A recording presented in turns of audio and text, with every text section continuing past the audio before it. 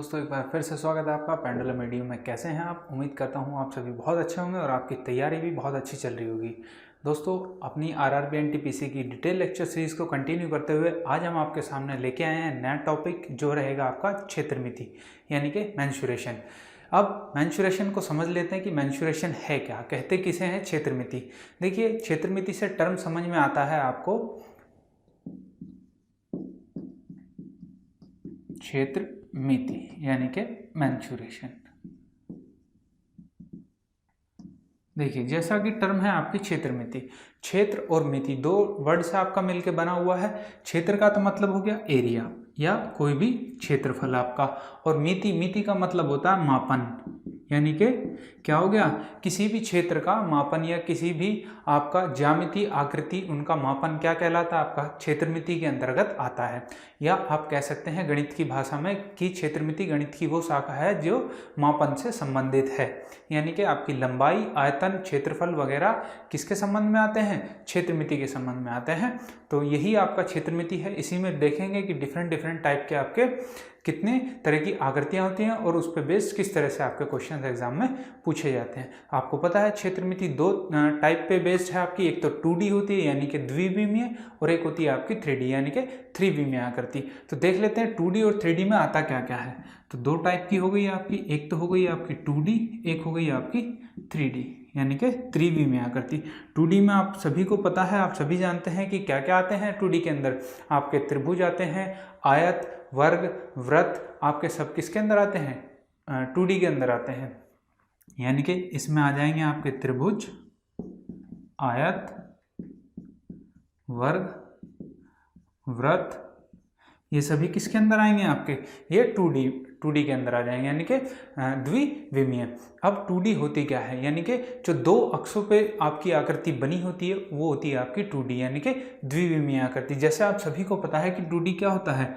दो अक्ष कौन से हो जाएंगे? एक x अक्ष होता है और एक y अक्ष होता है। ये आपका यहाँ निगेटिव होता है, यहाँ पॉजिटिव, और यहाँ पे ये x आपका निगेटिव होता है और यहाँ पे पॉजिटिव होता है। यानी कि इन दो अक्षों पर जो भी आकृति बनेगी वो क्या कहलाएगी? आपकी द्विविमीय आकृति कहलाएगी। जैसे आप कह सकते हैं यहाँ पे कि कोई भी एक वृत्त बन गया, ये भी क्या है? x और y अक्ष पे बना हुआ है आपका।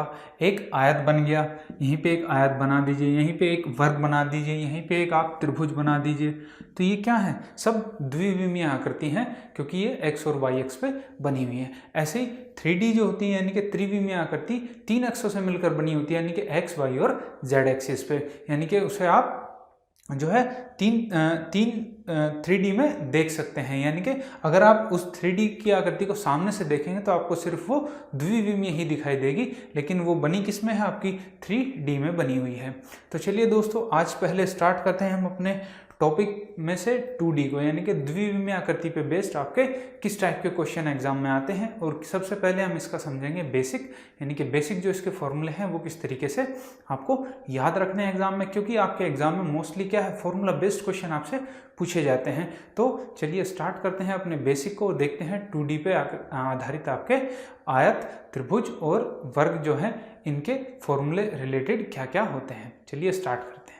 तो देखिए दोस्तों सबसे पहले हम स्टार्ट करते हैं आपके आयत को, यानी कि रेक्टेंगल को। कि रेक्टेंगल होता क्या है, उसका परिमाप क्या होता है, उसका क्षेत्रफल कितना होता है, इन सभी को बिल्कुल बेसिक से समझेंगे, और जिससे कि आपको अच्छे से समझ में आए एग्जाम में कि क्या क्या इस टाइप पे क्वेश्चंस आपके आयत पे बनाए जा सकते हैं। चलिए स्टार्ट करते हैं अपने आयत को। आयत आप सभी को पता है, आयत मतलब क्या होता है? रेक्टेंगल। अब आयत में जो चीज़ आपसे पूछी जाती है वो या तो परिमाप पूछ लेता है, या आपसे क्षेत्रफल पूछ लेता है, या फिर आपका विकर्ण पूछ लेता है क्या होता है। तो आप सभी को पता है कि आयत क्या होता है? आयत वो होता है जिसकी आमने सामने की दो भुजाएं क्या होती है? बराबर होती हैं। अब आपको पता है कि ये अगर L है और ये मैं इसे B मान लूँ, और ABCD आपका क्या है? ये एक आयत है। और आप सभी जानते हैं कि आयत का जो प्रत्येक कोण होता है वो कितने डिग्री का होता है? 90 डिग्री का होता है। तो आप इसे 90 डिग्री, ये भी 90 डिग्री, ये भी 90 डिग्री और ये भी आपका 90 डिग्री। और इसका विकर्ण क्या हो जाएगा? विकर्ण हो जाएगा दो विपरीत शीर्षों को मिलाने वाली जो रेखा होती है वो क्या कहलाती है? आपका विकर्ण कहलाती है, यानी कि डायगोनल कहलाती है आपकी। अब आप सभी जानते हैं कि जो इसका विकर्ण होता है आयत का, अगर मैं इसे k मान लेता हूँ तो फॉर्मूला क्या होता है k के लिए, under root of L square plus b square, यानी कि एल स्क्वायर और बी स्क्वायर का क्या हो जाएगा, वर्गमूल यहाँ पे हो जाएगा, और ये क्या आ जाएगा, ये आपका विकर्ण आ जाएगा। ये तो हो गया इसका आयत का विकर्ण। अब पूछ लेता है कई बार एग्जाम में परिमाप क्या होता है। तो परिमाप आप सभी जानते हैं कि अगर मैं आपको परिमाप की परिभाषा बताऊं क्या होता है, तो किसी भी ज्यामितीय आकृति की सीमा रेखा की कुल लंबाई क्या कहलाती है, उसका परिमाप कहलाती है। अब देखिए ये जो आकृति है आपकी, इसकी सीमा रेखा क्या है, ये बाहर वाली क्या है, इस आकृति की सीमा रेखा है, तो यही इसकी पूरी लंबाई क्या कहलाएगी, कुल लंबाई, इसका परिमाप कहलाएगी। तो या आप इस तरीके से कह सकते हैं, किसी भी एक बिंदु से स्टार्ट करते हुए अगर मैं उसकी सीमा रेखा पर चलते हुए वापस उसी बिंदु पर आ जाता हूं तो वो क्या कहलाता है, उसका परिमाप कहलाता है। तो आप यहाँ से चले, ये गए, ये यहाँ से सी से बी गए, फिर बी से ए, फिर ए से वापस डी पर पहुँच गए, तो यहाँ से आपने जितनी भी दूरी चली होगी वो क्या कहलाएगी, आपकी परिमाप कहलाएगी। तो अगर आपसे परिमाप की बात की जाए तो कितना हो जाएगा, एल बी फिर से एल फिर बी, यानी कि एल प्लस बी इंटू 2, यानी कि 2LB क्या हो जाएगा, इसका परिमाप हो जाएगा। इसी प्रकार इसका जो है आपका क्षेत्रफल पूछ लिया जाता है कि इसका क्षेत्रफल बताइए कितना होगा। तो आप सभी जानते हैं कि अगर इसका क्षेत्रफल देखें तो क्षेत्रफल क्या होता है, L इंटू बी, या हिंदी में कह सकते हैं कि लंबाई गुना चौड़ाई। ये L क्या हो गई, इसकी लंबाई होगी आयत की, और ये B क्या होगी, इसकी चौड़ाई हो जाएगी। तो इसका सीधा सा फॉर्मूला हो गया आपका L इंटू बी। तो इस पे आपके यही पूछे जाते हैं मोस्टली कि क्षेत्रफल बताइए कितना होगा, या परिमाप दे दिया जाएगा आपसे, विकर्ण पूछ लेगा, या विकर्ण दे दिया गया आपसे और आपसे परिमाप पूछ लेगा। इस तरीके से आपके आयत पे क्वेश्चन बनते हैं। तो उम्मीद करता हूँ ये फॉर्मूले जो हैं बिल्कुल बेसिक से आप सभी जानते हैं इनको, लेकिन फिर भी कुछ बच्चे ऐसे हैं इन्हें बहुत समझना बहुत ज़रूरी है। तो उनके लिए जो है बिल्कुल बेसिक से हम ये लेक्चर सीरीज़ लेके आए हैं ताकि उनको एग्ज़ाम में कोई भी दिक्कत ना हो। चलिए आगे बढ़ते हैं, देखते हैं आयत के बाद हम देखेंगे अब वर्गों के, वर्ग में आपका किस तरीके से परिमाप होता है, किस तरीके से क्या क्षेत्रफल होता है। चलिए स्टार्ट करते हैं। तो दोस्तों देखिए वर्ग क्या होता है, जिसकी चारों भुजाएं समान होती हैं वो क्या कहलाता है, एक वर्ग कहलाता है। तो अगर मैं वर्ग का फिगर बनाऊं तो वर्ग का फिगर कैसा होगा, जिसकी चारों भुजाएं समान होगी, यानी कि ये भी ए, ये भी ए और ये भी ए, ये हो गया आपका वर्ग। इंग्लिश में कहते हैं इसको आप स्क्वायर, ठीक है, ये हो गया आपका वर्ग। आप सभी को पता है इसके भी चारों कोण कितने के होते हैं, 90 डिग्री के होते हैं, यानी कि ये भी एंगल 90 डिग्री का होगा, ये भी कोण 90 डिग्री का होगा। ये चारों के चारों जो कोण होंगे इसके कितने डिग्री के, 90 डिग्री के होंगे। अगर आपसे इसका परिमाप पूछ लिया जाए कि परिमाप क्या होगा, तो सिंपल सा क्वेश्चन है बिल्कुल कि परिमाप मैंने आपको बताया कि इसकी सीमा रेखा की कुल लंबाई, या एक बिंदु से जब स्टार्ट करते हैं तो वापस उसी बिंदु पर आते हैं तो जितनी दूरी चली जाती है वो क्या कहलाता है, उसका परिमाप कहलाता है। तो आप कह सकते हैं यहाँ से अगर मैं स्टार्ट करता हूँ तो मैं चारों भुजाओं से घूमता हुआ वापस इसी बिंदु पर आऊँगा तो कितना हो जाएगा, 4a। आप सभी इस फॉर्मूले को जानते हैं और सीधा डायरेक्ट अपना आंसर निकाल सकते हैं। अगर एग्जाम में पूछा जाता है इस तरीके से कि भाई अगर वर्ग की एक भुजा आपको दी गई है और एक उसका परिमाप आपसे पूछा जाएगा तो डायरेक्ट फॉर्मूला लगा के आप अपना आंसर निकाल सकते हैं। इसके बाद बात करते हैं इसके क्षेत्रफल की, कि इसका क्षेत्रफल क्या होता है। आप सभी को पता है कि इसका क्षेत्रफल क्या हो जाएगा, ए स्क्वायर।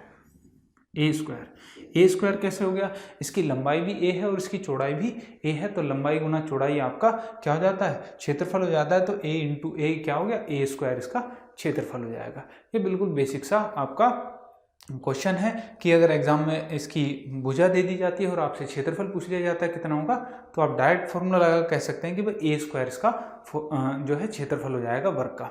तो ये हो गया वर्ग के बारे में। अब इसके विकर्ण को देख लेते हैं, विकर्ण कितना होता है। आपको पता है ये क्या हो जाएगा, इसका विकर्ण। और विकर्ण के लिए क्या होता है, आपको पता है कि यहाँ पे ये क्या है, एक समकोण त्रिभुज बन रहा है। क्यों, क्योंकि ये क्या है, यहाँ पे समकोण है। तो आप सभी को पता है कि समकोण त्रिभुज में अगर मुझे एक कर्ण निकालना है, ये लंब और ये आधार हो गया, तो कर्ण क्या हो जाता है, लंब का स्क्वायर प्लस आधार का स्क्वायर, ये आपका फॉर्मूला लग जाता है कर्ण का। तो डायरेक्ट अगर हम कहते हैं कि कितना होता है, अंडर रूट 2a। कैसे, ये आप मान लो k है तो k स्क्वायर बराबर क्या होगा, a square plus a square, यहाँ से हो जाएगा 2a स्क्वायर। k स्क्वायर की वैल्यू, तो k की वैल्यू कितनी हो जाएगी, अंडर रूट 2a स्क्वायर। ए स्क्वायर बाहर आ जाएगा तो यहाँ पे हो जाएगा √2a। ये आपका इसका डायरेक्ट क्या हो जाता है, विकर्ण हो जाता है √2a। तो बिल्कुल बेसिक सा है, आप सभी इन सब फॉर्मूलों को जानते हैं, बस ये आपको रिवाइज करने के लिए है कि आपका रिवाइज हो जाए इस कोर्स के साथ साथ। चलिए आगे बढ़ते हैं, देखते हैं इसी में बेस्ड आपके ट्रायंगल पे क्या किस तरीके कितने टाइप के ट्रायंगल होते हैं, किस तरीके से उनके फॉर्मूले होते हैं, क्या परिमाप और क्या क्षेत्रफल होता है। चलिए देखते हैं।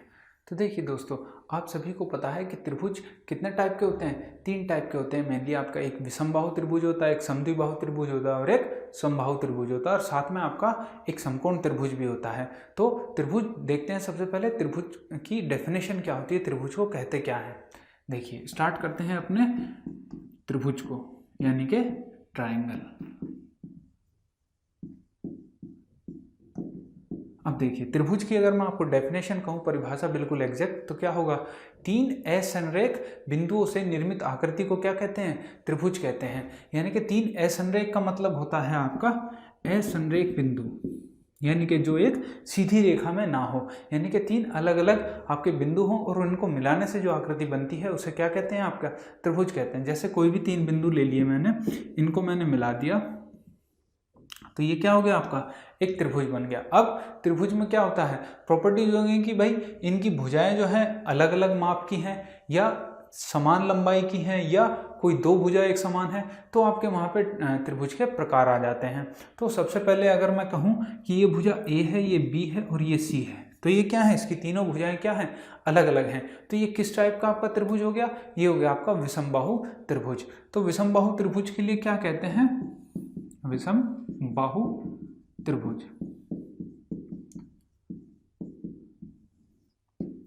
इसके लिए आपसे परिमाप पूछा जाए कि भाई आपका परिमाप बताइए कितना हो जाएगा, तो आप सभी जानते हैं कि परिमाप क्या होगा, इसकी सीमा रेखा की कुल लंबाई।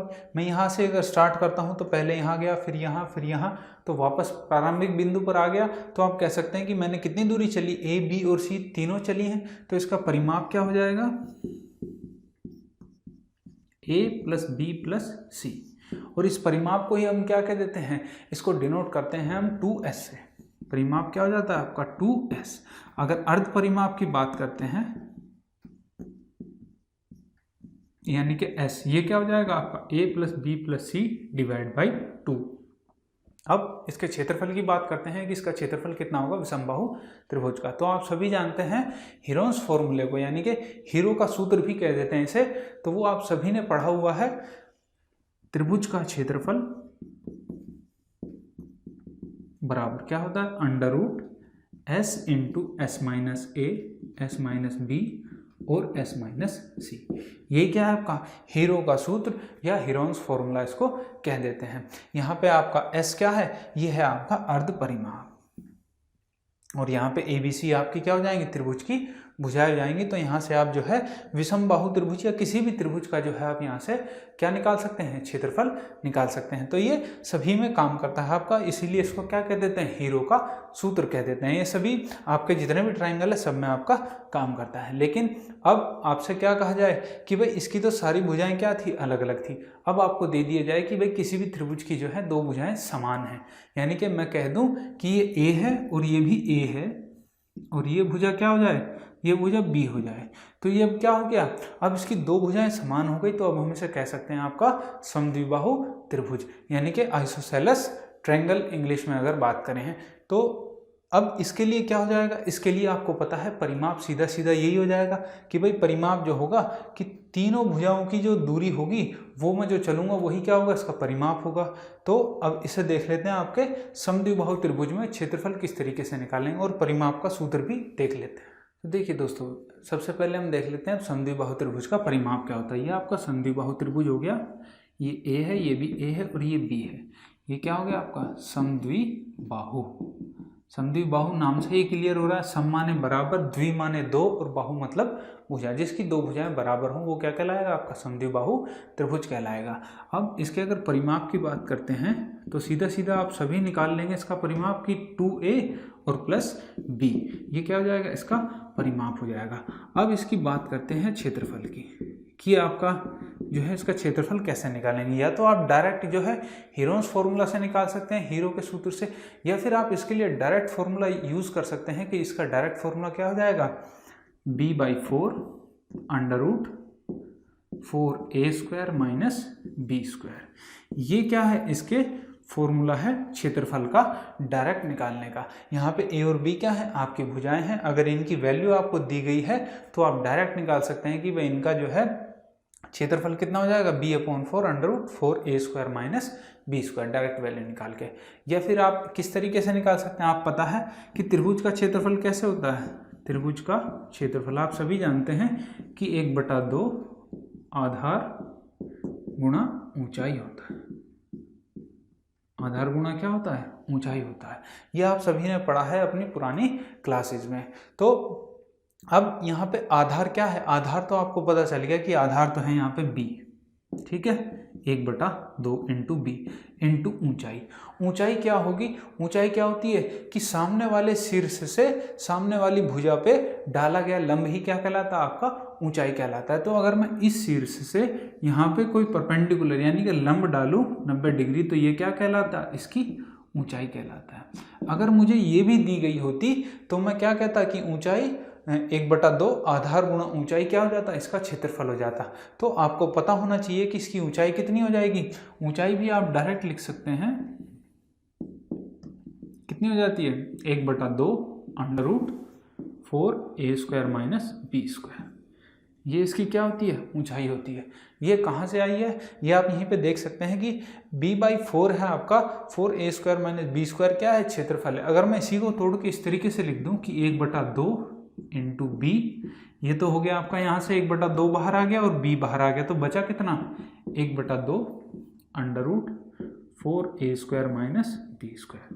तो ये जो टर्म आपकी बची है यही क्या होती है, इसकी ऊंचाई होती है।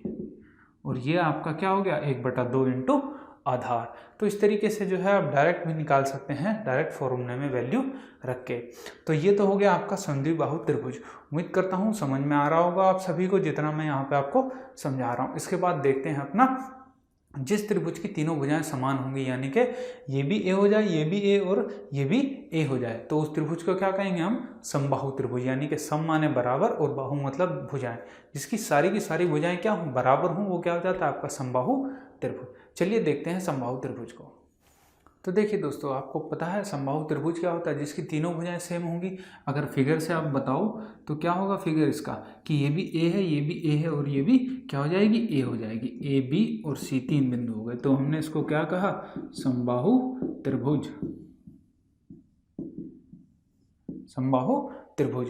अब आपको पता है कि इसका परिमाप अगर बात करें तो आप बड़ी इजीली बता सकते हो। जैसे आप सभी को पता है कि इसकी सीमा रेखा की कुल लंबाई होगी इसकी क्या, परिमाप। तो a और a 3 इसकी लंबाई होगी भुजा की, तो परिमाप सीधा सीधा आप कह सकते हैं कितना हो जाएगा, परिमाप हो जाएगा इसका 3a। अब बात कर लेते हैं इसके विकर्ण, इसके ऊंचाई की, ऊंचाई या इसका जो लंब होता है। क्यों, मैंने आपको बताया कि शीर्ष से सामने वाली भुजा पर डाला गया लंब ही क्या कहलाता है, आपका ऊंचाई कहलाता है। तो यहाँ से अगर मैं इस पर लंब डालता हूँ तो ये क्या कहलाती है, आपकी ऊंचाई कहलाती है। तो ऊंचाई कितनी होती है इसकी, आप सभी को पता है कि √3/2a, ये क्या हो जाएगी, इसकी ऊंचाई हो जाएगी। अगर आपसे डायरेक्ट एग्जाम में पूछ ले कि भाई a आपको दे दिया गया कि भाई एक समबाहु त्रिभुज है जिसकी भुजा a है, तो इसकी ऊंचाई बताओ कितनी होगी, तो आप डायरेक्ट कह सकते हैं √3/2 इंटू a इसकी ऊंचाई हो जाएगी। अब आपसे इसका अगर क्षेत्रफल पूछ ले, क्षेत्रफल कितना होगा, तो क्षेत्रफल भी आप सभी ने पढ़ा है, इसका फॉर्मूला क्या होता है, √3/4a²। ये क्या होता है, इसका क्षेत्रफल होता है। यानी कि आपको इसकी भुजा दे दी जाए तो डायरेक्ट आप एक सीधा फॉर्मूला में आंसर रख के अपनी वैल्यू को निकाल सकते हैं। ये हो गया आपका समबाहु त्रिभुज। अब आपको समकोण त्रिभुज भी पढ़ लेना चाहिए कि भाई समकोण त्रिभुज में क्या आपका क्षेत्रफल होगा, किस तरीके से आपके एग्जाम में क्वेश्चन उस पर पूछे जा सकते हैं। जैसे आप सभी को पता है कि समकोण त्रिभुज क्या होता है, जिसका एक कोण समकोण होता है, यानी कि समकोण का मतलब 90 डिग्री होता है, वो क्या कहलाएगा, आपका समकोण त्रिभुज कहलाएगा। तो ये हो जाता है आपका आधार, ये हो जाता है आपका लंब और ये हो जाता है आपका कर्ण, या इसे कह सकते हो आप एक तरीके से विकर्ण ही है ये भी। तो अब ये क्या है, आपका समकोण त्रिभुज है। समकोण त्रिभुज। अब इसमें अगर परिमाप की बात करोगे तो सेम वही परिमाप है आपका, लंब प्लस आधार प्लस कर्ण हो जाएगा आपका। अगर आपसे यहाँ क्षेत्रफल की बात करें तो मैं क्षेत्रफल आपको बताया था क्या होता है, 1/2 आधार गुणा ऊंचाई। अब यहाँ पे ये लंब है या ऊंचाई, एक ही बात है आपकी, तो आप कह सकते हैं 1/2 इंटू आधार और गुणा लंब या इसकी ऊंचाई, ये क्या हो जाएगा, इसका क्षेत्रफल हो जाएगा। और कई बार आपसे इसमें इस कर्ण की वैल्यू पूछ लेता है क्या होती है, तो आप पाइथागोरस थ्योरम से डायरेक्ट निकाल सकते हैं कि पाइथागोरस थ्योरम लगा के कि भाई कर्ण की लंबाई कितना हो जाएगा। तो आप सभी ने पाइथागोरस थ्योरम बहुत अच्छे से पढ़ी है, कर्ण का स्क्वायर बराबर क्या होता है, लंब का स्क्वायर प्लस आधार का स्क्वायर, ये आपकी क्या होती है, पाइथागोरस थ्योरम हो जाती है, या पाइथागोरस प्रमेय आप इसे कह देते हैं। तो इससे भी आप जो है अपना कर्ण निकाल के अपने, अगर एग्जाम में पूछा जाता है कि कर्ण की वैल्यू कितनी है तो बड़ी इजीली निकाल सकते हैं। अब कई बार एग्जाम में किस तरीके से क्वेश्चन बन जाता है, जैसे आपको दे दिया जाता है कि भाई इसका क्षेत्रफल आपको दे दिया गया है इस समकोण त्रिभुज का, और इसमें आपको कर्ण की वैल्यू भी दे दी गई कि कर्ण की वैल्यू कितनी है।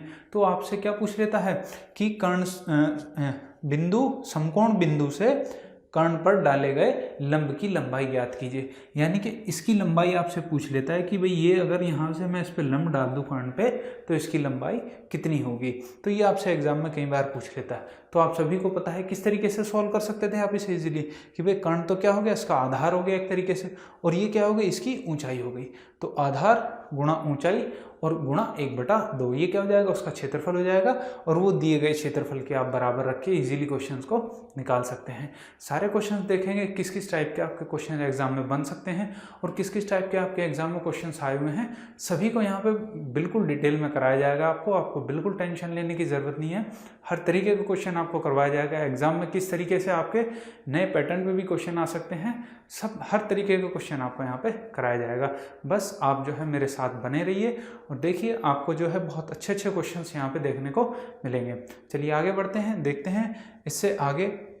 अब हम करते हैं व्रत को स्टार्ट, कि व्रत में आपके किस तरीके से पूछा जाता है, क्या क्या चीज़ें आपसे पूछ ली जाती है और क्या आपको एग्जाम में दिया जाता है। चलिए देखते हैं। चलिए दोस्तों स्टार्ट करते हैं अपने नेक्स्ट टॉपिक को, यानी कि व्रत को। व्रत आपका मतलब हो गया कि सर्कल। व्रत को क्या कह दिया हमने इंग्लिश में, सर्कल। अगर मैं आपसे कहूँ कि भाई सर्कल की परिभाषा बताइए क्या होगा, तो आप किस तरीके से आप डिफाइन करेंगे एक सर्कल को, यानी कि व्रत को, कि व्रत होता क्या है। तो आप कह सकते हैं कि एक निश्चित बिंदु से समान दूरी पर स्थित बिंदुओं के बिंदु पथ को क्या कहते हैं, बिंदु पथ से बनी आकृति को व्रत कहते हैं। अब ये क्या हो गया, वो निश्चित बिंदु है, इससे समान अंतराल पे ये क्या है, समान दूरी पर स्थित क्या है, ये बिंदु है, और ये इनका क्या हो गया, ये एक बिंदु पथ हो गया। तो यही जब ये बिंदु पथ से निर्मित जो आकृति है ये क्या कहलाती है, आपकी व्रत कहलाती है। और ये जो इस निश्चित बिंदु से इन परिधि पर उपस्थित बिंदुओं की दूरी को क्या कहते हैं, इसकी त्रिज्या r कहते हैं। और आपको पता है कि इसका व्यास कितना हो जाएगा, अगर आपसे व्यास पूछा जाता है, इसका व्यास हो जाता है आपका 2r। और अगर आपसे इसकी परिधि पूछ ली जाए, परिधि क्या होगी, तो आप सभी जानते हैं कि व्रत की परिधि कितनी होती है, 2πr होती है, 2πr। अब आपसे बात कर लेते हैं भाई व्रत का क्षेत्रफल आपको किस तरीके से निकालना है। तो आपको पता है डायरेक्ट फॉर्मूला आप लगा सकते हैं व्रत का क्षेत्रफल निकालने का, क्या होता है, आप सभी जानते हैं कि πr² होता है व्रत का क्षेत्रफल, सीधा सीधा। अब एग्जाम में कई बार पूछ लेता है कि भाई अगर एक व्रत की त्रिज्या को क्या है, मैं 2 गुना कर दूं या 3 गुना कर दूं या 4 गुना कर दूं, तो उसके क्षेत्रफल में कितना परिवर्तन होगा, यानी कि वो कितना गुना बढ़ जाएगा। तो इस तरीके से आपसे एग्जाम में डायरेक्ट क्वेश्चन पूछ लिए जाते हैं। तो आप बताइए कि भाई अगर r है, r से आप कितना कर रहे हो, अगर आप 2r करते हो या 3r करते हो तो आप क्या कर रहे हो, या 2 गुना कर दे रहे हो या 3 गुना कर रहे हो। तो r आप क्षेत्रफल पता है, क्षेत्रफल क्या होगा, πr² होता है। अब पाई तो क्या है, यहाँ पे नियत है, यानी कि इसकी वैल्यू ना तो बढ़ेगी ना घटेगी, इसकी वैल्यू फिक्स है बिल्कुल, यानी कि ये क्या है, एक तरीके से कांस्टेंट है आपका। अगर ये कांस्टेंट है यहाँ पे, तो आप क्या कह सकते हो भाई r की वजह से ही परिवर्तन होगा, किसमें, क्षेत्रफल में। अब r की वजह से कितना परिवर्तन हो सकता है कि भाई r की जगह क्या हो गया, 2r हो गया या 3r हो गया। तो यहाँ पे r की वैल्यू रख दीजिए बस, 2r या 3r। तो आप देखेंगे यहाँ से क्या हो जाएगा, 2 रखोगे तो 2 का स्क्वायर कितना 4, यानी कि 4r हो जाएगा। अगर 3 रखोगे तो ये 9r हो जाएगा। यानी कि अगर आप जो त्रिज्या है उसमें उसको 2 गुना कर देते हो तो क्षेत्रफल कितना हो जाता है 4 गुना। अगर उसको 3 गुना कर रहे हो तो कितना हो जाता है आपका 9 गुना हो जाता है आपका क्षेत्रफल। तो जो चीज़ कांस्टेंट है उससे हमें मतलब नहीं है, बस जिस चीज़ को हम बढ़ा रहे हैं अगर वो उस पर डिपेंड करती है तो वो भी उसी के रेशियो में आपकी बढ़ जाती है। तो इस तरीके से जो है आप डायरेक्ट अपने आंसर को निकाल सकते हैं। अब इसी में आपसे अर्धवृत्त पे पूछ लेता है कि भाई अर्धवृत्त क्या होगा। अब आप सभी को पता है कि अर्धवृत्त में क्या होगा, ये आपका अर्धवृत्त हो गया, ये आपका इसका क्या हो गया केंद्र O हो गया। अब ये दूरी कितनी हो जाएगी, यहाँ से यहाँ तक की भी r है, यहाँ से यहाँ तक की भी क्या है, ये भी इसकी त्रिज्या r है। अब आपसे इसका क्षेत्रफल पूछ ले तो आप सभी को पता है कि ये क्या है वृत्त पूरा है और ये क्या है आधा है, तो इसका क्षेत्रफल भी कितना हो जाएगा, इसका आधा हो जाएगा। तो आप डायरेक्ट कह सकते हैं कि इसका क्षेत्रफल कितना हो जाएगा πr² डिवाइड बाई 2। ये हो गया आपका इसका क्षेत्रफल। या आप इस तरीके से समझ सकते हैं कि अगर ये वृत्त है ये पूरा क्या है 360 डिग्री का एंगल बना रहा है, कि भाई यहाँ से अगर शुरुआत करते हो तो ये पूरा कितना एंगल बना रहा है, पूरा 360 डिग्री बना रहा है। तो ये यहाँ पे अर्धवृत्त कितना बनाता है भाई, यहाँ से शुरुआत की और ये यहाँ पे चला गया, यानी कि ये कितना है 180 डिग्री का एंगल बना रहा है। अब ऐसे ही आपसे अगर यहाँ पे वृत्तखंड या त्रिज्याखंड की आप बात कर लेते हैं तो उन पे भी आपसे एग्जाम में क्वेश्चन पूछे जाते हैं कि भाई इस वृत्तखंड का या त्रिज्याखंड का आप क्षेत्रफल बताइए कितना होगा, आपको एग्जाम में दे दिया जाता है। यानी कि मान लो अगर मैं कहता हूँ कि मैंने आपको ये एक त्रिज्याखंड दे दिया जिसका कोण क्या है 60 डिग्री, या कुछ भी ले लो 30 डिग्री 45 डिग्री, आप कुछ भी ले सकते हो, एग्जाम में कुछ भी आ सकता है आपका, कोई ज़रूरी नहीं है कि 60 डिग्री आए आपका। अब आपसे पूछ लिया गया कि भाई बताओ ये जो आपका वृत्तखंड है इसका क्षेत्रफल कितना होगा। अब आप सीधा सीधा यहाँ से आंसर निकाल सकते हैं कि भाई अगर 360 डिग्री की बात कर रहे थे हम तो 360 डिग्री पे कितना था आपका πr² था, तो 1 डिग्री पे कितना हो जाएगा, यहाँ से आप बता सकते हो πr² डिवाइड बाई 360 हो जाएगा।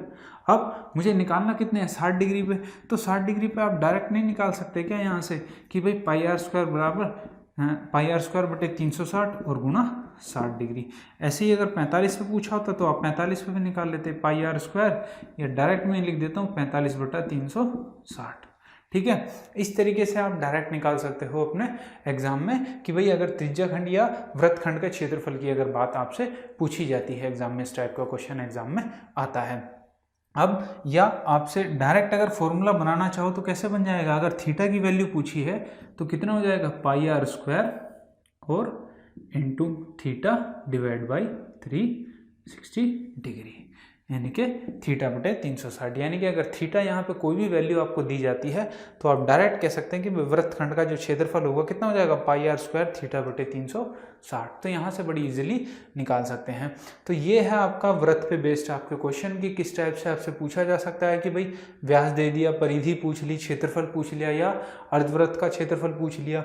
अब यहाँ से अगर अर्धवृत्त की हम परिधि की बात करते हैं कितनी होगी, तो आपको पता है यहाँ से इसकी परिधि कितनी हो जाएगी, आपको पता है एक बिंदु से स्टार्ट करना है और वापस उसी बिंदु पे आना है। तो किसी भी बिंदु से स्टार्ट करो, अगर यहाँ से स्टार्ट करते हो तो यहाँ से यहाँ तक चलोगे आप, तो यहाँ से यहाँ तक कितनी दूरी चल रहे हो, आपको पता है पूरी में तो हम 2πr चलते हैं, लेकिन यहाँ पे मैं आधी चला हूँ, यानी कि यहाँ पे मैंने πr दूरी चली है।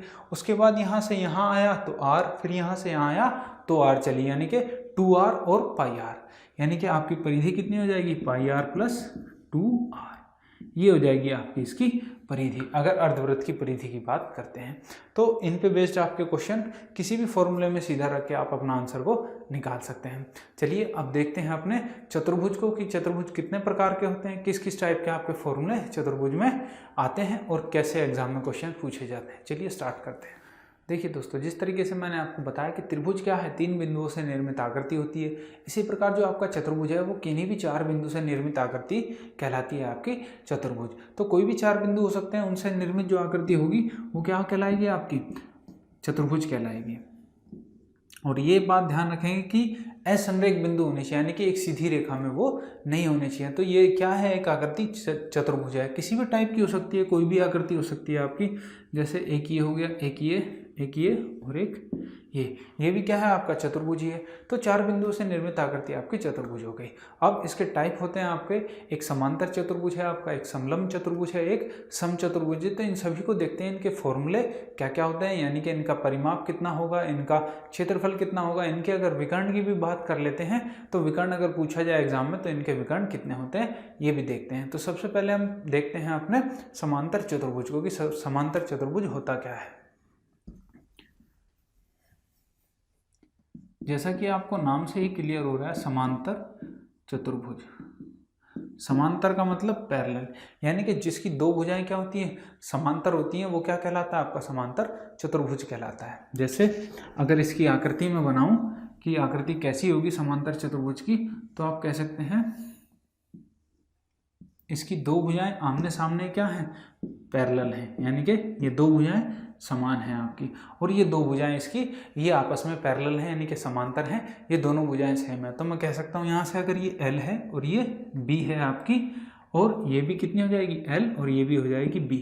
तो अगर इसके परिमाप की बात करते हैं कि इसका परिमाप कितना होगा, तो आप डायरेक्ट बता सकते हैं कि भाई इसकी सीमा रेखा की कुल लंबाई यानी कि L प्लस L और प्लस B और B, यानी कि 2L प्लस B हो जाएगा, 2 इंटू L प्लस B, क्या हो जाएगा, इसका परिमाप हो जाएगा। अगर इसके हम क्षेत्रफल की बात करते हैं, क्षेत्रफल, तो आप सभी को पता होना चाहिए कि अगर चतुर्भुज की बात की जा रही है तो चतुर्भुज का क्षेत्रफल क्या होता है, आधार गुणा ऊंचाई इसका क्षेत्रफल हो जाता है। तो आधार गुणा ऊंचाई। अब यहाँ पे मुझे ऊंचाई तो इसकी पता नहीं है कितनी होगी, तो ऊंचाई आपको पता है कि लंबवत दूरी यानी कि शीर्ष बिंदु से सामने वाली रेखा पे डाला गया जो लंब होता है उसकी दूरी को क्या कहते हैं, ऊंचाई कहते हैं। तो यहाँ से अगर मैं यहाँ पे लंब डाल दूँ, ये अगर h है तो इसके लिए क्या हो जाएगा, क्षेत्रफल L इंटू एच हो जाएगा, क्योंकि ये आधार हो जाएगा और ये क्या हो जाएगा, इसकी ऊंचाई हो जाएगी। तो आप कह सकते हैं कि इसका क्षेत्रफल कितना हो जाएगा, L इंटू एच हो जाएगा। अगर यही काम मैं यहाँ से करूँ कि मैंने क्या किया, इस वाली भुजा से इस पे लंब डाल दिया, तो यहाँ से अगर मैं इसका मान लेता हूँ, ये H1 मान ली मैंने पहले वाली और ये मैंने मान ली बाद वाली H2, तो मैं यहाँ से कह सकता हूँ कि ये भी क्या होगा, B इंटू H2, ये इसके बराबर हो जाएगा। यानी कि दोनों तरीके से आप जो है यहाँ से इसका क्षेत्रफल निकाल सकते हैं। या अगर आपको सिर्फ ये दे दिया गया कि L और B आपको दी गई है और आपसे पूछ लिया भाई अब इसका क्षेत्रफल बताओ, तो साथ में आपको क्या होगा, एक एंगल दिया होगा, या तो इन दोनों का एडजेसेंट, यानी कि जो दो संगत भुजाएं हैं इनके बीच का अगर एंगल मुझे पता है तो मैं डायरेक्ट भी यहाँ से अपना फॉर्मूला लगा के क्षेत्रफल सीधे सीधे निकाल सकता हूँ। तो इसका क्षेत्रफल कितना हो जाएगा, L into b into sine theta, ये इसका डायरेक्ट क्षेत्रफल हो जाएगा आपका, अगर दो भुजाएं दी गई हैं और उनके बीच का कोण आपको थीटा यहाँ पे दिया गया है। तो ये हो गया आपका समांतर चतुर्भुज। ये फॉर्मूले उम्मीद करता हूँ आप सभी याद रखेंगे, क्योंकि एग्जाम में क्या है, आपके ज़्यादातर आपके फॉर्मूला बेस्ड क्वेश्चन पूछे जाते हैं, सीधा सीधा फॉर्मूले में आप वैल्यू रखेंगे और आपका सीधा सीधा आंसर आपके सामने होगा। चलिए अगला चतुर्भुज देखते हैं, समचतुर्भुज। समचतुर्भुज से आपको क्लियर हो रहा होगा, जैसे नाम ही है इसका, सम मतलब बराबर और चतुर्भुज मतलब चारों भुजाएं। जिस चतुर्भुज की चारों भुजाएं बराबर हों वो क्या कहलाएगा, आपका समचतुर्भुज कहलाएगा। चलिए देखते हैं अपने समचतुर्भुज को। चलिए दोस्तों देखिए, समचतुर्भुज आपको पता लग गया कि जिसकी चारों भुजाएं बराबर होंगी वो क्या होगा, समचतुर्भुज। तो अगर मैं इस तरीके से आपका एक चतुर्भुज बना दूं और ये भी ए है आपकी, ये भी ए, ये भी ए और ये भी ए है, तो ये क्या हो गया, आपका समचतुर्भुज हो गया, समचतुर्भुज।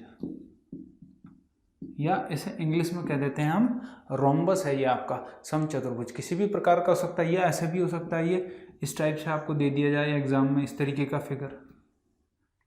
बस आपको ये याद होना चाहिए कि जिसकी चारों भुजाएं समान होंगी वो क्या कहलाएगा, आपका समचतुर्भुज कहलाएगा। अब यहाँ पे अगर मैं इसके परिमाप की बात कर लूँ कि परिमाप कितना होगा, तो परिमाप तो आप सभी इजीली निकाल लेंगे, कितना हो जाएगा, 4a, चारों भुजाएं इसकी लंबाई हो जाएगा इसका परिमाप। अब बात करते हैं इसके क्षेत्रफल की। तो क्षेत्रफल आपको पता है चतुर्भुज का क्या होता है, आधार गुणा ऊंचाई होता है, अगर ऊंचाई दी गई है इसकी। अब ऊंचाई क्या होगी, सामने वाले बिंदु से इसकी लंबवत दूरी। ये मान लो अगर h है तो हम डायरेक्ट कह सकते हैं कि भाई a इंटू एच क्या हो गया, इसका क्षेत्रफल हो जाएगा। अब दूसरी बात करते हैं, यदि आपको इसके विकर्ण दिए गए हैं समचतुर्भुज के, आपको 2 विकर्ण दे दिए गए और फिर आपसे पूछ लिया गया कि बताओ भाई इसका क्षेत्रफल कितना होगा, तो इजी सा फॉर्मूला होता है, आप सभी जानते हैं कि ये और ये अगर इसके 2 विकर्ण हैं, यानी कि ये अगर d1 है और ये दूसरा d2 है, तो आप क्षेत्रफल डायरेक्ट कह सकते हैं कि क्षेत्रफल कितना हो जाएगा, d1 इंटू d2 बटे 2। ये हो जाएगा डायरेक्ट क्षेत्रफल अगर आपको यहाँ पे इसके विकर्ण दिए गए हैं। अब ये तो बात कर ली हमने क्षेत्रफल की। अब अगर आपको विकर्ण दे दिए जाएं और आपसे पूछ लिया जाए भाई इसकी भुजा की लंबाई बताओ कितनी होगी, तो उसके लिए भी क्या है, आपको फॉर्मूले याद रखने होंगे। अगर आपको भुजा की लंबाई निकालनी, यानी कि भुजा क्या है इसकी, a है, a की लंबाई अगर आपसे पूछ ली जाए और d1 और d2 की आपको वैल्यू दे दी गई है, तो आप कह सकते हैं कि इसके लिए डायरेक्ट फॉर्मूला क्या होगा, अंडर रूट d1 बटे 2 इसका स्क्वायर और प्लस d2 बटे 2 इसका होल स्क्वायर। ये क्या हो जाएगा, ये आपका भुजा a की लंबाई हो जाएगी अगर समचतुर्भुज की भुजा आपसे पूछ ली जाए और दोनों विकर्ण आपको दे दिए गए हैं। तो चलिए दोस्तों, अब देख लेते हैं अपने समलंब चतुर्भुज को कि समलंब चतुर्भुज का क्षेत्रफल क्या होता है। तो आप सभी को पता है, अगर समलंब चतुर्भुज का मैं फिगर बताऊं तो जिसकी 2 भुजाएं क्या होती हैं, समांतर होती हैं आमने सामने की, वो क्या कहलाता है, आपका समलंब चतुर्भुज कहलाता है। यानी कि समलंब चतुर्भुज ये क्या है, 2 आमने सामने की भुजाएं इसकी समांतर हैं। अगर इसके मैं क्षेत्रफल की बात करूं तो क्षेत्रफल क्या हो जाएगा, अगर ये भुजा a है और ये भुजा b है और इन दोनों के बीच की जो लंबवत दूरी है, इन दोनों के भुजा के बीच की लंबवत दूरी, याद रखेंगे इसे, लंबवत दूरी, अगर ये h है तो आपको पता है इसका फॉर्मूला क्या हो जाएगा, इसके क्षेत्रफल का डायरेक्ट लिख सकते हैं आप 1/2 a plus b into h. यानी कि यह आप इस तरीके से कह सकते हैं कि a प्लस बी बटे 2 गुणा लंबवत दूरी, 2 समांतर भुजाओं के बीच की लंबवत दूरी। अब आपको पता है यहाँ से a प्लस बी दोनों भुजाओं का योग और डिवाइड बाई 2 और गुणा लंबवत दूरी, ये हो गया इसका क्षेत्रफल। अब आपसे परिमाप की अगर बात करता है तो आपको पता है परिमाप बहुत ईजी सा है कि भाई एक बिंदु से चलेंगे, जितनी टोटल दूरी चली जाएगी सीमा पर वो क्या कहलाएगा, इसका परिमाप आपका हो जाएगा। तो ये आपका समलंब चतुर्भुज से फिर डायरेक्ट आपका सिर्फ आपका एरिया पूछता है। बहुत बार एग्जाम में आपके पूछा भी गया है कि भाई आपको दे दी गई कि 2 इसकी समांतर भुजाओं की लंबाई दे दी गई और उनके बीच की लंबवत दूरी भी दे दी गई और आपसे पूछ लिया गया भाई उसका क्षेत्रफल कितना होगा, तो आप डायरेक्ट जो है फॉर्मूले में रख के अपनी वैल्यू को निकाल सकते हैं। अब यहाँ पे आपका एक एलिप्स और बचता है, यानी कि दीर्घवृत्त। दीर्घवृत्त से भी आपके एग्जाम में आने की संभावना है कि आपसे कोई एग्जाम में क्वेश्चन पूछ ले।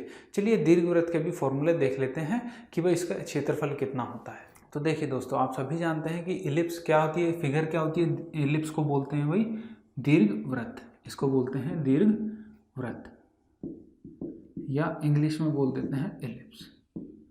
अब आपको पता है ये एलिप्स है, ये इसका यहाँ पे सेंटर हो जाएगा। ये क्या होता है आपका, इस बड़े वाले अक्ष को बोलते हैं दीर्घ अक्ष, दीर्घ अक्ष या इंग्लिश में कहते हैं इसे मेजर एक्सिस। और ये जो छोटे वाला अक्ष है इसको बोलते हैं लघु अक्ष या इंग्लिश में कह देते हैं आपका माइनर एक्सिस। ये हो गया। अब यहाँ पे ये क्या होता है, ये मान लीजिए आपका A है और ये आपका लघु अक्ष B है, तो पूरा का पूरा जो दीर्घ अक्ष है इसकी लंबाई कितनी हो जाती है 2a और लघु अक्ष की लंबाई हो जाती है 2b। ठीक है, मैंने सिर्फ इतनी लंबाई को माना है कि ये यहाँ से और यहाँ तक की मैंने मान लिया A और B आपको लंबाई दी गई है। तो अब डायरेक्ट आप कह सकते हैं कि इसका जो क्षेत्रफल होगा वो कितना हो जाएगा, pi into a plus b. बस आपको कुछ नहीं, डायरेक्ट फॉर्मूला याद रखना है, क्या पता आपके एग्जाम में आ जाए। अगर आया तो आपके एग्जाम में सीधा फॉर्मूला बेस्ड आपसे क्वेश्चन पूछा जाएगा। चलिए अब देख लेते हैं आपके इन पे बेस्ड, आपके जितने मैंने आपको फॉर्मूले बताए इन पे बेस्ड आपके एग्जाम में किस टाइप से क्वेश्चन बन सकते हैं। सभी हर टाइप के क्वेश्चंस को देखेंगे, इजी से इजी क्वेश्चन भी देखेंगे और आपका बढ़िया सा क्वेश्चन भी देखेंगे कि कैसे एग्जाम में क्वेश्चन पूछे गए हैं और पूछे जा सकते हैं। तो देखिए दोस्तों, ये रहा आपका पहला क्वेश्चन। इस पर बेस्ड जितने आपको फॉर्मूला बताए गए हैं कि किस तरीके से एग्जाम में क्वेश्चन आपसे पूछा जा सकता है, ये रहा आपकी स्क्रीन पे। आपसे कह रहा है कि एक आयत की लंबाई चौड़ाई की 6 गुनी है। यदि आयत का परिमाप 56 सेंटीमीटर है तो आयत का क्षेत्रफल कितना है, ये आपसे पूछा गया है।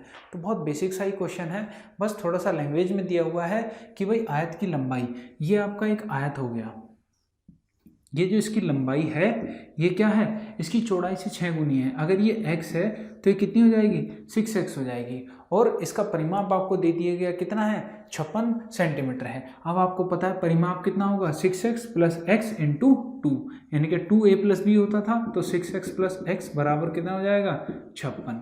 यानी कि आप यहाँ से कह सकते हो 2 से अगर आप इसे सीधा काटते हो तो कितना हो जाएगा आपका 28 दूनी 56। यहाँ पे हो गया आपका 7x बराबर 28, x बराबर आ गया आपका 4, यानी कि ये आपकी आ गई वैल्यू 4, ये कितनी हो जाएगी भाई 24।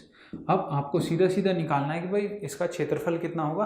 तो आपको पता है लंबाई गुना चौड़ाई क्या हो जाता है, आयत का क्षेत्रफल हो जाता है। तो आप सीधा सीधा कह सकते हैं कि जो इसका क्षेत्रफल होगा वो कितना हो जाएगा, 4 गुना 24 लंबाई गुना चौड़ाई, यानी कि 96 सेंटीमीटर स्क्वायर या वर्ग सेंटीमीटर। तो बिल्कुल बेसिक सा क्वेश्चन है, डायरेक्ट बस तरीका वही रखना है आपको, जैसे क्वेश्चन कहता जाता है आप वैसे क्वेश्चंस को अटेम्प्ट करते जाइए और कुछ ही सेकंड्स में आपका जो है आपका आंसर आपके सामने होगा।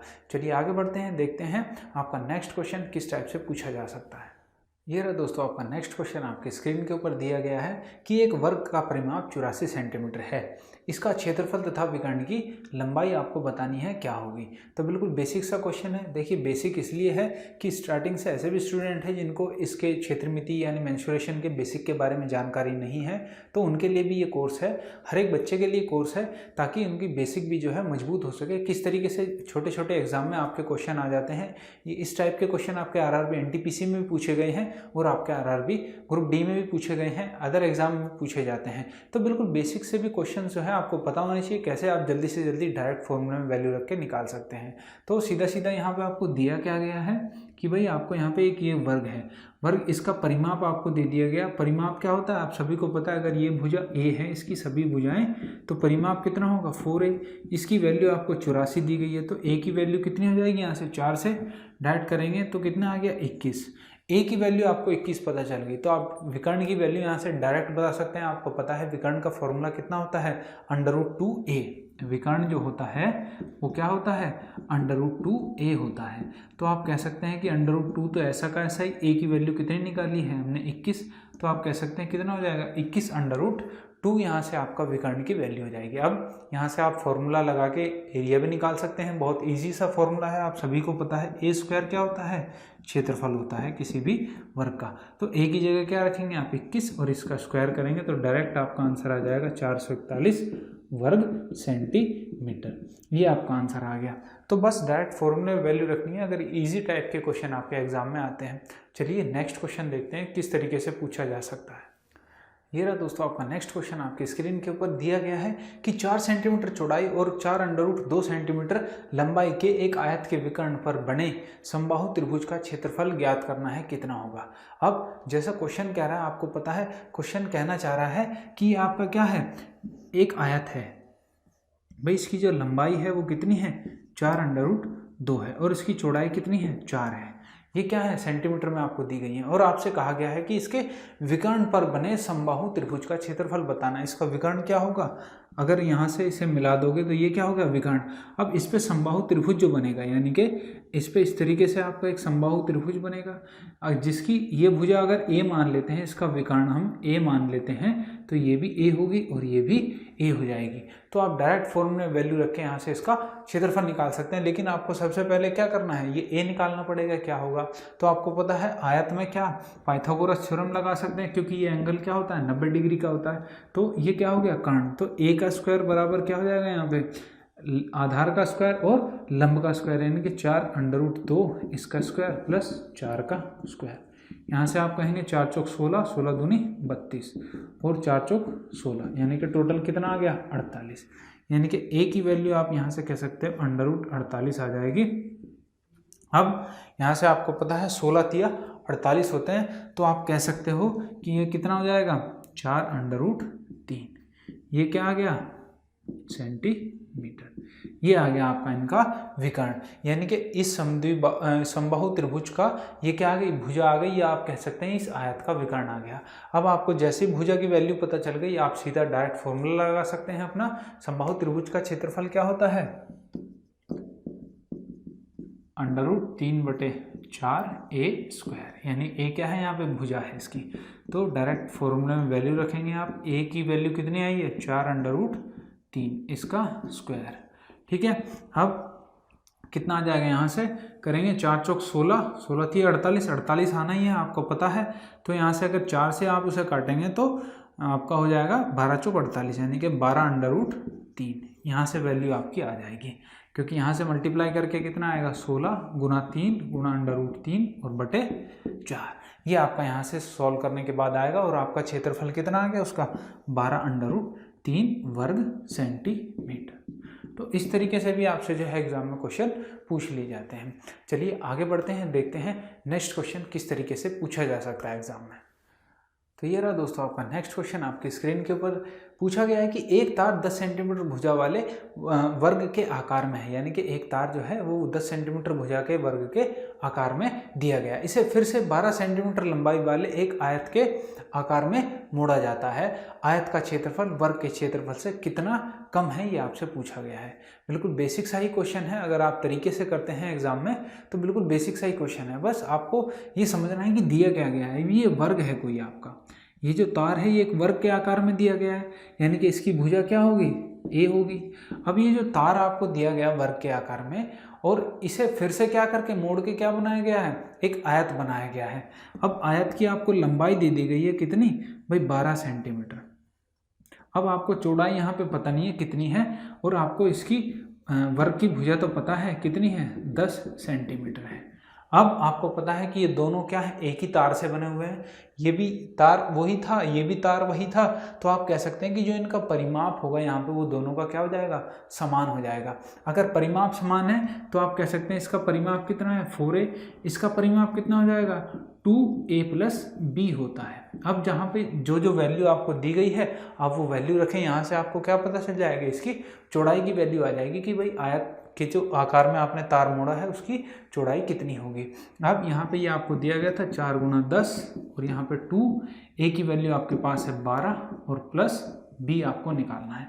तो 2 से 5 10, 5 चौक 20, यानी कि b की वैल्यू कितनी आ जाएगी, 20 - 12 यानी कि आपकी 8, यानी कि b की वैल्यू कितनी आ गई आपकी, 8 आ गई। अब यहाँ से आपको पता है कि पूछा गया है आपसे क्वेश्चन में कि आयत का क्षेत्रफल वर्ग के क्षेत्रफल से कितना कम है।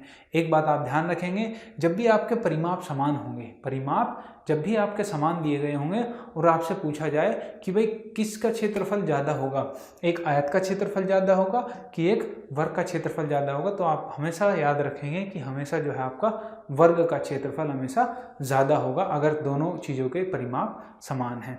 अब आपको पता है यहाँ से इसका क्षेत्रफल कितना हो जाएगा, डायरेक्ट कह सकते हैं a² यानी कि 10 का स्क्वायर बराबर 100। यहाँ से इसका क्षेत्रफल कितना आ जाएगा, a × b यानी कि 12 × 8 यानी कि 12 × 96। अब यहाँ से आया है 100 वर्ग सेंटीमीटर, और यहाँ से आया आपका 96 वर्ग सेंटीमीटर। अब यहाँ से आप बड़ी इजीली अंतर बता सकते हैं, कितना अंतर हो जाएगा आपका, 100 में से 96 जाएंगे, 4 वर्ग सेंटीमीटर का क्या है, अंतर है। ये आपका हो जाएगा इस क्वेश्चन का आंसर। कितना अंतर है भाई, 4 वर्ग सेंटीमीटर। तो इजी सा क्वेश्चन था, बस जैसे क्वेश्चन कहता है आप वैसे ही क्वेश्चन करते चले जाएं और कुछ ही सेकंड्स में आपको क्वेश्चन आपके सामने आंसर आ जाएगा। चलिए आगे बढ़ते हैं, देखते हैं नेक्स्ट क्वेश्चन किस टाइप से पूछा जा सकता है। ये रहा दोस्तों आपका नेक्स्ट क्वेश्चन, आपके स्क्रीन के ऊपर दिया गया है कि एक आयत के विकर्ण की लंबाई 29 सेंटीमीटर है। यदि इसकी लंबाई उसकी चौड़ाई से 1 सेंटीमीटर अधिक है तो आपको बताना है कि उसका क्षेत्रफल कितना होगा। ये आपको ज्ञात करना है, क्वेश्चन में पूछा गया आपसे। अब इस टाइप के क्वेश्चन आपके अगर एग्जाम में आते हैं तो क्या करना होगा, आपको पता है दिया क्या है, आपको एक आयत दिया है, एक आयत दिया है आपको, और इसके विकर्ण की आपको लंबाई दे दी गई, यानी कि ये जो विकर्ण है इसकी लंबाई दे दी गई आपको 29 सेंटीमीटर, और आपसे कह दिया गया कि भाई जो लंबाई है वो चौड़ाई से 1 सेंटीमीटर अधिक है। अगर चौड़ाई भाई इसकी x है तो ये कितनी हो जाएगी, x + 1 हो जाएगी। अब आपको पता है विकर्ण कैसे निकाल सकते हो आप, ये यहाँ पे क्या होते हैं, आपको पता है कि आयत में 90 डिग्री के कोण होते हैं, तो ये क्या हो गया, एक समकोण त्रिभुज बन गया। तो आप सीधा सीधा पाइथागोरस अगर थ्योरम लगाते हैं, क्या हो जाएगा आपका, x square plus x plus 1 का होल स्क्वायर बराबर 29 का स्क्वायर। ये आपका यहाँ से सीधा सीधा फॉर्मूला आ जाएगा। अब आगे सॉल्व करेंगे तो क्या आएगा, यहाँ से आ जाएगा आपका एक्स स्क्वायर प्लस 1 और प्लस 2x बराबर, ये आ गया आपका 29 का वर्ग। ठीक है, अब आपको आगे क्या करना है, आगे यहाँ से आपको पता चल गया ये x है, ये x है, तो कितना हो जाएगा, ये 2x स्क्वायर हो जाएगा और प्लस यहाँ से 2x हो जाएगा और प्लस 1। अब आपको पता होना चाहिए कि यहाँ पे 29 का वर्ग कितना होता है। अगर 29 का वर्ग आप जल्दी कैलकुलेट करके निकालना चाहते हैं कि भाई 2 अंकों की संख्या आप मल्टीप्लाई करके भी निकालना चाहते हैं, कुछ ऐसे भी स्टूडेंट होंगे जिनको याद नहीं रहता है कि भाई वर्ग कितना होता है, तो मैं उनके लिए मेथड बता देता हूँ डायरेक्ट निकालने का कि 2 अंकों की गुणा करने के लिए आपको करना क्या है, 29 और 29 2 की गुणा करनी है तो इसकी इसमें मल्टीप्लाई करेंगे, 9 9 81 1 8, यहाँ से 9 दूनी 18 और यहाँ से 2 9 18, इन दोनों को जोड़ेंगे 18 18 36, 36 और 8 आपका हो गया 44, 44 का 4 हासिल 4 और 2 दूनी 4 और 4 8, 841।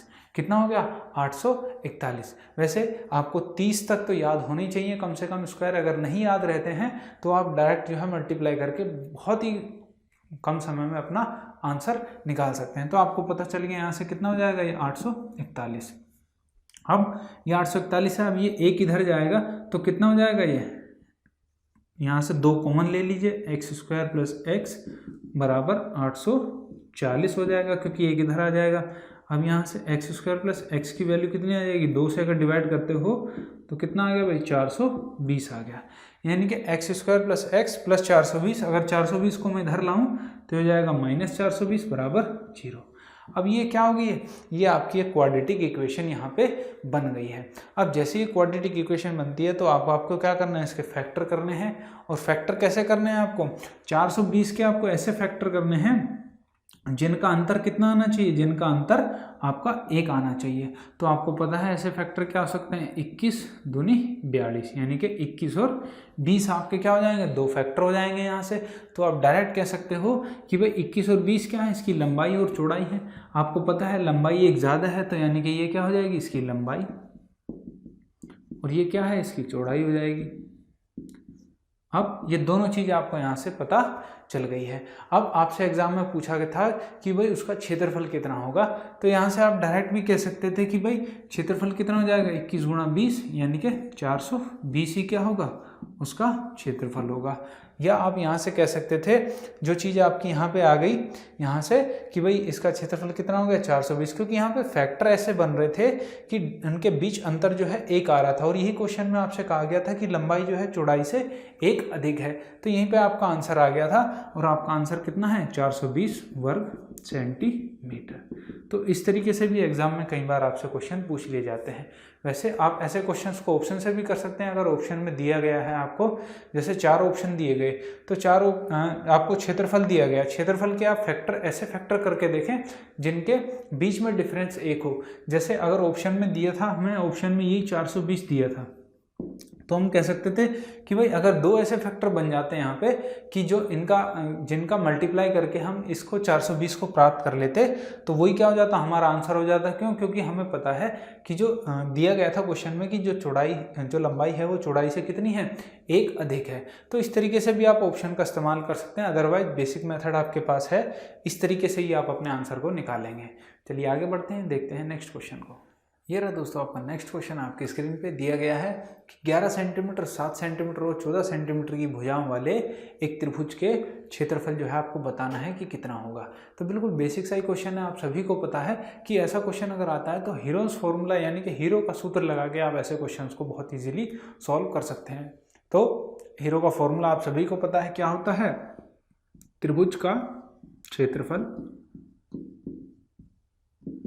Under root s into S minus A, S minus B और एस माइनस सी। यहाँ पे s क्या है आपका अर्ध परिमाप और s की वैल्यू क्या होती है, A plus B plus C divide by 2, यानी कि तीनों भुजाओं का योग और उसका आधा क्या होता है आपका अर्ध परिमाप। और यहाँ पे आपको दी क्या है, ए की वैल्यू आपको दी गई है 11 है, बी की वैल्यू 7 है और सी की वैल्यू कितनी है भाई 14 है।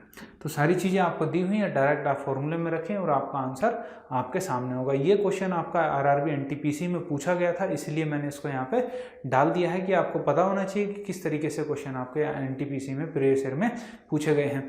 साथ ही हम अपना क्वेश्चन सेशन करेंगे, उसमें देखेंगे हम बहुत सारे आपके प्रीवियस ईयर क्वेश्चन भी इंक्लूड करेंगे और साथ में देखेंगे कि नए पैटर्न पर आधारित किस तरीके के आपके एग्जाम में क्वेश्चन पूछे जा सकते हैं। चलिए अब करते हैं अपने इस क्वेश्चन को। तो एस की वैल्यू क्या हो जाएगी 11 और 7 आपके 18 और 14 हो जाएंगे 32 बटा 2 यानी कि 16। एस की वैल्यू आपको पता चल गई कितनी है 16। डायरेक्ट रखेंगे एस यानी कि 16 गुणा 16 में से 11 जाएंगे कितना भाई 5, 16 में से 7 जाएंगे आपके कितने बचेंगे 9, 9 7 16। उसके बाद आपके 16 में से आपके कितने जाएंगे 14 यानी कि बचेगा यहाँ पे 2। अब आपको पता है यहाँ से क्या क्या चीज़ बाहर आ सकती है 16 में से 4 बाहर आ जाएगा क्योंकि ये अंडर रूट में है आपका।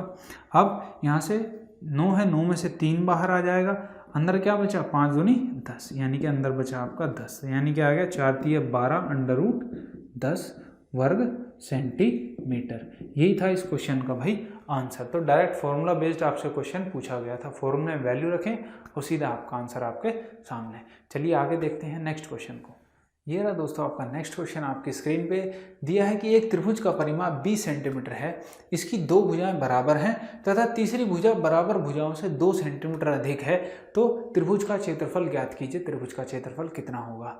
चलिए देखिए इस क्वेश्चन को आप किस तरीके से कर सकते थे। आपको दिया क्या है कि एक त्रिभुज है, इसकी 2 भुजाएं बराबर हैं, ये आपको दिया गया है, यानी कि ये वाली भुजा किसके इसके बराबर है और जो तीसरी भुजा है वो बराबर भुजाओं से क्या है 2 अधिक आपको दी गई है। अगर मैं से a मान लूँ, ये भी a मान लूँ, तो ये कितनी हो जाएगी a प्लस 2 हो जाएगी।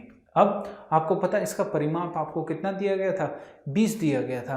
तो अब परिमाप क्या होगा तीनों भुजाओं का योग, यानी कि a और a 3a प्लस 2 यानी कि 3a प्लस 2 बराबर कितना दिया आपको 20। ये क्या है आपका परिमाप है। अब यहाँ से क्या निकाल सकते हैं 2 इधर जाएगा तो ये कितना हो जाएगा 18 यानी कि 3a बराबर 18। यहाँ से a की वैल्यू कितनी आ गई 6, यानी पता चल गया ये 6 है, ये 6 है और ये 6 और 2 8 है। ये आपको तीनों भुजाएं इसकी यहाँ पे पता चल गई हैं। अब आपको त्रिभुज का क्षेत्रफल बताना है क्या होगा। अब आपको पता है कि 2 भुजाएं क्या है इसकी सेम है, यानी कि ये क्या है एक तरीके से आपका समद्विबाहु त्रिभुज है। अगर ये समद्विबाहु त्रिभुज है तो आप डायरेक्ट फॉर्मूला लगा के कर सकते हैं। आपको पता है क्षेत्रफल क्या होता है समद्विबाहु त्रिभुज का b/4 under root 4a² minus b²। ये आपका फॉर्मूला था आपका समद्विबाहु त्रिभुज के क्षेत्रफल का। अब यहाँ पे वैल्यू रख दीजिए। b क्या है आपकी असमांतर भुजा यानी कि 8/4 अंडर रूट 4 इंटू a² यानी कि 4 गुणा a कितना है 6, कितना हो जाएगा भाई 36 माइनस b कितना है आपका 8 8 64, ये हो जाएगा आपका। अब ये हो गया आपका क्षेत्रफल। यहाँ से आ गया आपका 2 अंडर रूट। अब कितना हो जाएगा 4 3 12 120 और 4 6 24 यानी कि 144 माइनस 64।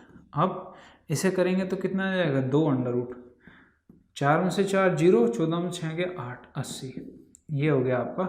आपको पता है 16 पंजे 80 होगा, 16 गुणा 5, 16 में से 4 बाहर आ जाएगा यानी कि 8 अंडर रूट 5। ये क्या आ गया आपका वर्ग सेंटीमीटर। ये आ गया आपका इस क्वेश्चन का आंसर कि इसका भाई क्षेत्रफल कितना हो जाएगा 8 अंडर रूट 5 वर्ग सेंटीमीटर। तो इस तरीके से जो है आप अपने क्वेश्चंस को इजीली सॉल्व कर सकते हैं, डायरेक्ट आप फॉर्मूले में रख के उसकी वैल्यू निकाल सकते हैं। चलिए आगे बढ़ते हैं, देखते हैं अपने नेक्स्ट क्वेश्चन को। तो ये रहा दोस्तों आपका नेक्स्ट क्वेश्चन आपके स्क्रीन के ऊपर दिया गया है इसमें कि एक समकोण त्रिभुज का क्षेत्रफल 120 वर्ग सेंटीमीटर यदि इसकी ऊंचाई आधार से 8 सेंटीमीटर अधिक है तो इसका विकर्ण क्या होगा, ये आपसे पूछा गया है। तो बिल्कुल बेसिक सा क्वेश्चन है, जैसा क्वेश्चन आपसे कह रहा है उस तरीके से आप चलें और देखिए क्वेश्चन कैसे आंसर आपके सामने आता है। ये आपका एक समकोण त्रिभुज हो गया भाई 90 डिग्री हो गया। ये आधार अगर x मान लेता हूँ तो जो उसकी ऊंचाई यानी कि लंब ये कितना ज़्यादा है, इससे 8 ज़्यादा है। अगर ये 8 ज़्यादा है और ये हमें निकालना है कर्ण, विकर्ण कितना होगा या इस k की वैल्यू आपको निकालनी क्या होगा। और साथ में आपको दिया क्या है, क्षेत्रफल दिया है इसका कितना, 120 वर्ग सेंटीमीटर। तो डायरेक्ट फॉर्मूला लगाते हैं, आप सभी को पता है क्षेत्रफल क्या हो जाएगा, 1/2 आधार गुणा ऊंचाई, यानी कि 1/2 x गुणा x प्लस 8। यहाँ से आ गया 120 के बराबर, ये यहाँ जाएगा कितना हो जाएगा 240, यहाँ से हो गया आपका x² प्लस 8x माइनस 240, इसे इधर ले आया 0। अब आपको पता है यहाँ से 240 के ऐसे फैक्टर करने हैं मुझे जिनका अंतर कितना आ जाए, 8 आ जाए। तो 240 को आप कैसे तोड़ सकते हैं, 12 दूनी 24 ढाई 240। तो देखिए 10 दूनी 20, 20 और 12 कितना हो जाएगा आपका 240, और अंतर कितना हो जाएगा 20 और 12 के बीच 8 का। तो बिल्कुल सही फैक्टर बन सकते हैं। तो x² प्लस आप कह सकते हो 20x माइनस 12x और माइनस 240 बराबर 0।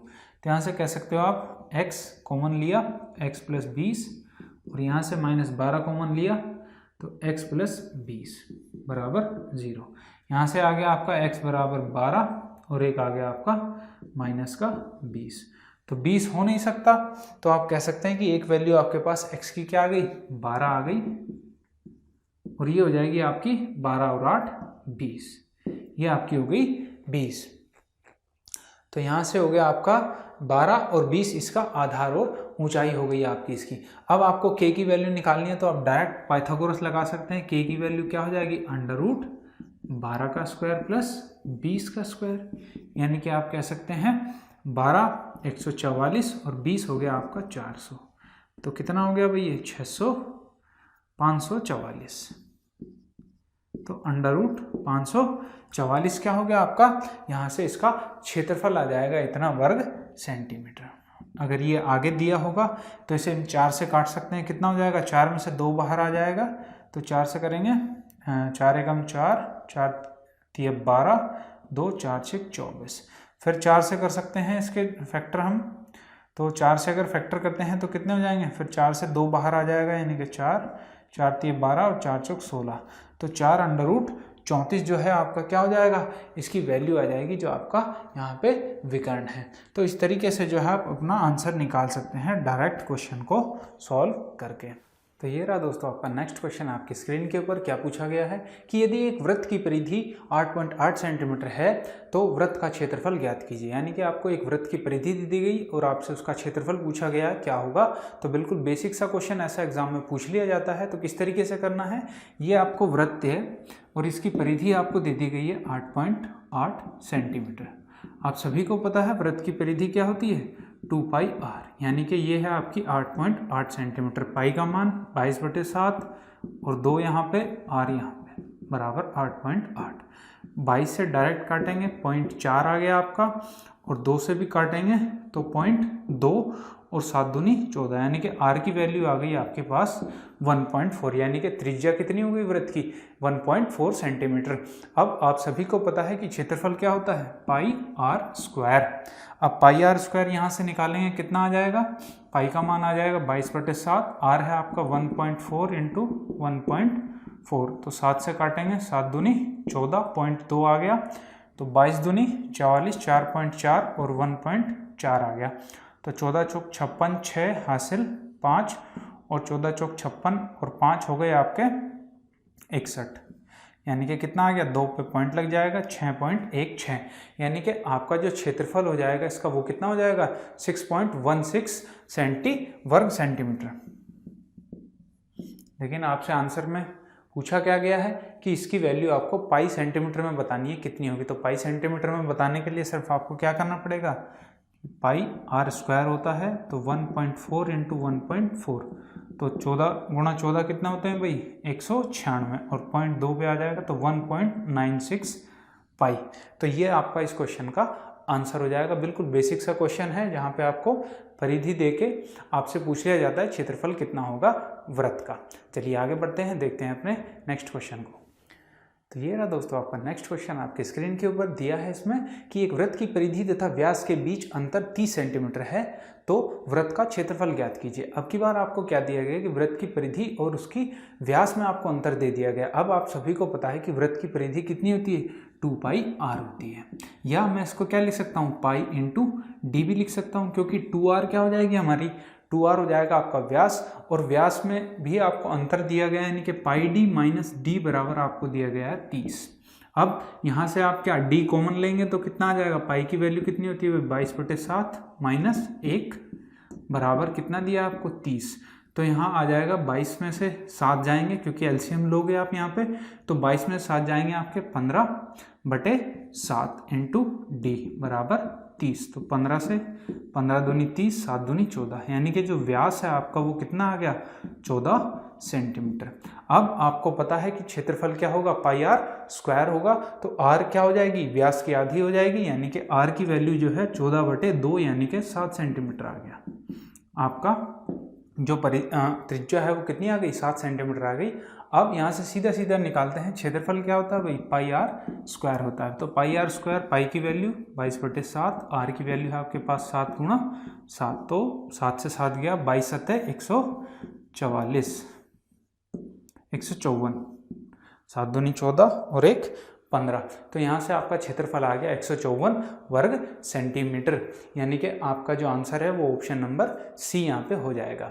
तो चलिए आगे बढ़ते हैं, देखते हैं नेक्स्ट क्वेश्चन को। तो ये रहा दोस्तों आपका नेक्स्ट क्वेश्चन, आपकी स्क्रीन के ऊपर दिया है इसमें कि एक समचतुर्भुज के विकर्णों की लंबाई क्रमशः 24 सेंटीमीटर तथा 32 सेंटीमीटर है, तो समचतुर्भुज का परिमाप ज्ञात कीजिए क्या होगा। तो समचतुर्भुज है कैसा होगा, जिसकी चारों भुजाएं बराबर होंगी। तो अगर मैं फिगर बनाऊं कि समचतुर्भुज कैसा हो जाएगा आपका, इस तरीके से आप फिगर कैसा भी बना सकते हैं, क्योंकि समचतुर्भुज आपको चारों भुजाएं क्या होंगी, बराबर दी गई होंगी। अब इसके विकर्णों की लंबाई दे दी गई, यानी कि एक ये विकर्ण है, एक ये विकर्ण है, इसकी तो दे दी गई है आपको 24 और इसकी दे दी है आपको 32। तो आपसे समचतुर्भुज का परिमाप पूछा गया है। अब या तो आप इसे फॉर्मूला लगा के निकाल सकते हैं, या बिना फॉर्मूले के भी डायरेक्ट जो है अप्रोच करके इस क्वेश्चन को बहुत इजीली सॉल्व कर सकते हैं। वो कैसे, पहले फॉर्मूले से देख लेते हैं। आपको पता है कि इसकी भुजा क्या हो जाएगी, ए, क्योंकि समचतुर्भुज है, चारों भुजाएं बराबर होती हैं। अब आपको पता है कि समचतुर्भुज की जो भुजा का फॉर्मूला होता है वो क्या होता है, भुजा बराबर क्या होता है, अंडर रूट विकर्ण पहला डिवाइड बाई 2 और इसका होल स्क्वायर प्लस विकर्ण दूसरा डिवाइड बाई 2 और इसका होल स्क्वायर।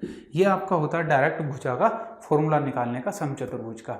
अब यहाँ से आपको दोनों विकर्णों की लंबाई आपको यहाँ पे दी गई है, तो आप इनकी वैल्यू यहाँ पे पुट कर दीजिए। विकर्ण एक कितना है 24, तो 24/2 करेंगे कितना आ जाएगा 12 का स्क्वायर, और प्लस 32/2 करेंगे तो 16 का स्क्वायर, और इसका भी क्या आ जाएगा अंडर रूट। तो 12 12 144 और 16 16 256, इसका अंडर रूट कितना आ जाएगा 256 और 144, 6 4 10 0 और 400, यानी कि कितना आ गया 20 सेंटीमीटर क्या आ गई आपकी, ये आ गई आपकी भुजा, यानी कि समचतुर्भुज की भुजा 20 सेंटीमीटर आ गई। अब आपसे क्वेश्चन में पूछा है कि समचतुर्भुज का परिमाप क्या होगा।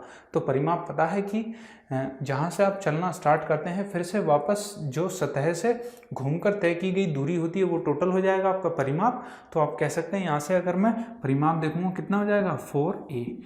अब a की वैल्यू आप निकाल चुके हैं, 20 है भुजा, तो 20 चौक 80 सेंटीमीटर क्या हो जाएगा इसका परिमाप हो जाएगा। तो इस तरीके से जो है आप बेसिक फॉर्मूला लगा के इस क्वेश्चन को सॉल्व कर सकते हैं।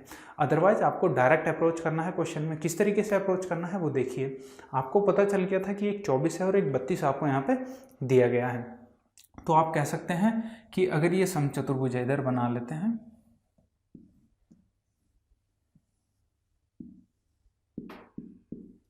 ये 24 थी और ये 32 थी।